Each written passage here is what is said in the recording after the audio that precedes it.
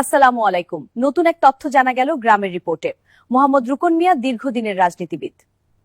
সুজন মিয়া মুজিবুর রহমান ইকবাল শাহ সাহেবের নির্বাচন প্রচারণা করার মাধ্যমে গোপন এক তথ্য পাওয়া গেল। মোহাম্মদ রোকনুজ্জামান রোকন মিয়া অত্যন্ত একজন গ্রামের সমাজসেবক। মোহাম্মদ রোকনুজ্জামান রোকন মিয়া বলিয়ারদির ইউনিয়নের উপদেষ্টার পদে আছেন, কখনো সে প্রকাশ করতেন না।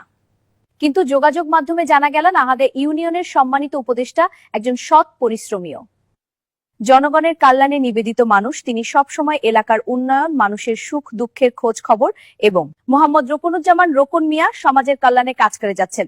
নির্বাচনের সময় মোহাম্মদ রোকনুজ্জামান রোকন মিয়া যে পরিশ্রম ও আন্তরিকতার সাথে মানুষের কাছে গিয়েছে মুজিবুর রহমান ইকবাল ভাইয়ের জন্য।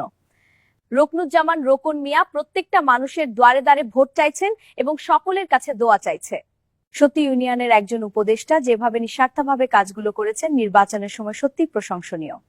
তা আন্তরিকতা, নেতৃত্ব এবং এলাকার প্রতি ভালোবাসা আমাদের সবাইকে অনুপ্রাণিত করে। আমরা আশা করি রোকনুজ্জামান রোকন মিয়া ভবিষ্যতে একইভাবে মানুষের পাশে থাকবেন, দলকে সবসময় এগিয়ে নেওয়ার জন্য সঠিক পরামর্শ দিবেন, এলাকাবাসীর উন্নয়নের জন্য এবং ইউনিয়ন উন্নয়নের গুরুত্বপূর্ণ ভূমিকা রাখবেন। অসংখ্য ধন্যবাদ সুজন মিয়াকে। সুজন মিয়ার মাধ্যমে অনেক সুন্দর গুরুত্বপূর্ণ বিষয়গুলো জানা গেল। জাতীয়তাবাদী দলের পক্ষ থেকে আমরা তার সুস্থতা ও দীর্ঘায়ু কামনা করি। আল্লাহ হাফেজ।